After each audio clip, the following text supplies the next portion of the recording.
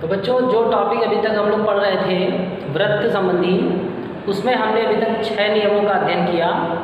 आज हम 2 नियमों को और सीखेंगे, जिससे आप वृत्त संबंधी जो अभी एक्सरसाइज 18.1 स्टार्ट करने वाले हैं हम, उसके सवाल आप इन नियमों की सहायता से आसानी से लगा सकते हैं। तो देखते हैं नियम नंबर 7। नियम नंबर 7 है अर्धवृत्त पर बना कोण, अर्धवृत्त पर बना कोण समकोण होता है।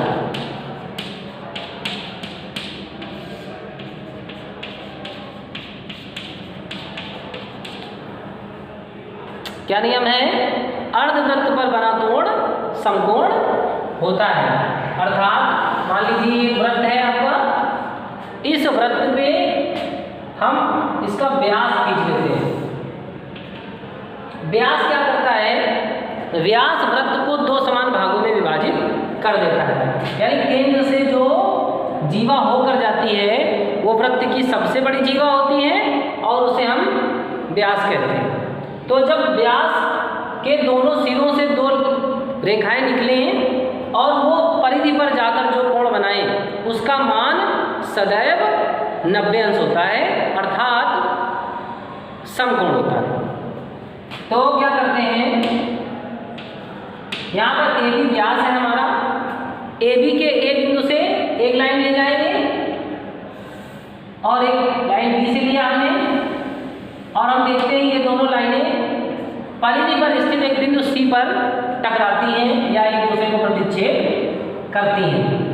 तो अब ये जो कोण बना परिधि पर, ये व्यास द्वारा परिधि पर बना कोण है या आधे वृत्त पर, अर्ध वृत्त पर बना कोण है, और अर्ध वृत्त पर बना कोण सदैव समकोण होता है। यानी इसका मान सदैव कितना होगा बेटा? 90 अंश होगा।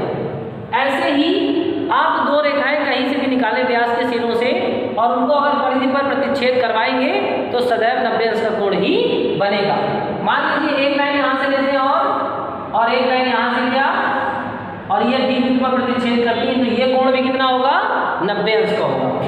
ऐसे यहाँ से एक लाइन उठी, एक लाइन इधर से लेंगे और यहाँ पर प्रतिच्छेद करेंगे तो ये कोण कितना होगा? 90 अंश होगा। ऐसे एक लाइन यहाँ से निकली और एक लाइन यहाँ से निकल के इसको प्रतिच्छेद करती है, तो ये कोण कितना होगा? 90 अंश होगा। तो इस प्रकार अर्धवृत्त पर बना कोण समकोण होता है। अगला नियम है अब नियम नंबर 8, एकांतर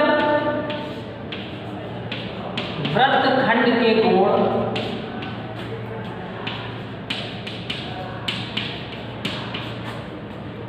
समान होते हैं।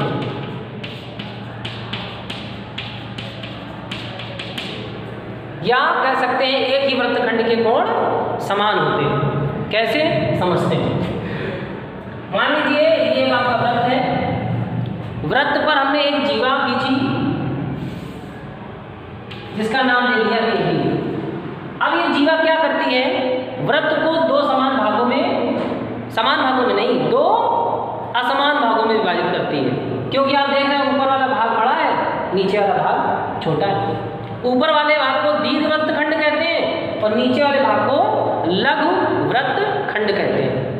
अब लेकिन ये ऊपर वाला एक वृत्तखंड है और नीचे वाला ये दूसरा वृत्तखंड है। ये दूसरा हिस्सा हो गया, ये दूसरा हिस्सा हो गया, मतलब ये बड़ा वाला हिस्सा और ये छोटा वाला हिस्सा। अब इसमें क्या बताया नियम? एक ही वृत्तखंड के कोण समान होते हैं। क्या करेंगे? ए से एक लाइन लेंगे और एक बी से, और ये दोनों जाकर परिधि पर कहीं ना कहीं प्रतिच्छेद करती हैं।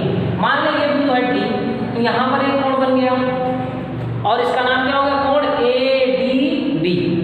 इसी प्रकार एक लाइन हमने यहाँ से ली और एक लाइन फिर यहाँ से ली, दोनों यहाँ प्रतिच्छेद करती हैं और इसका नाम दे दिया ई बिंदु, और ये कोण हो गया कोण AEB। ठीक है। अब एक और लाइन ले लेते हैं, यहाँ से लिया और एक यहाँ से ले लिया, इसका नाम ले दिया F। तो एक और कोण बन गया और इसका नाम हो गया कोण AFB। अब ये कोण कौन से वृत्तखंड पे है? दीर्घ वृत्तखंड पर, यानी एक ही तरफ के वृत्तखंड पर। तो ये सभी कोण आपस में हमेशा समान होते हैं।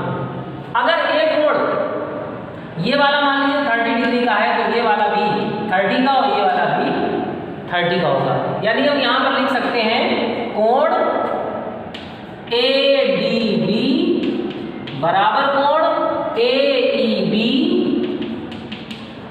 बराबर कोण AFB,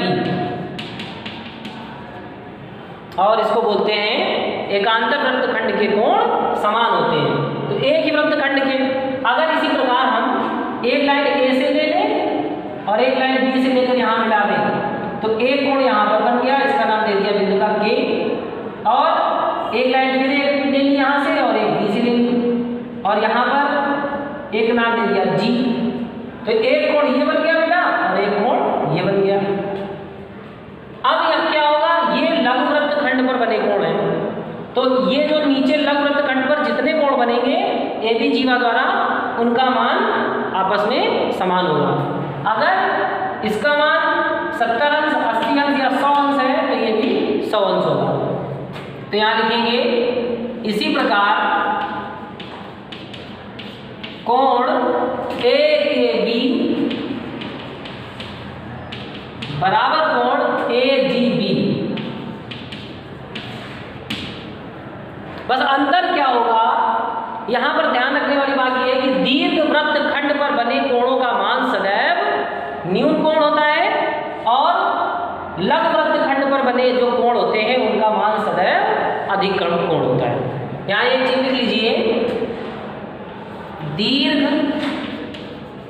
वृत्तखंड पर बने कोण का मान 90 अंश से कम होता है या बना कोण जो है वो न्यून कोण होता है। दीर्घ वृत्तखंड पर बना जो कोण होता है वो न्यून कोण होता है और लघु वृत्तखंड पर बना कोण अधिक कोण होता है।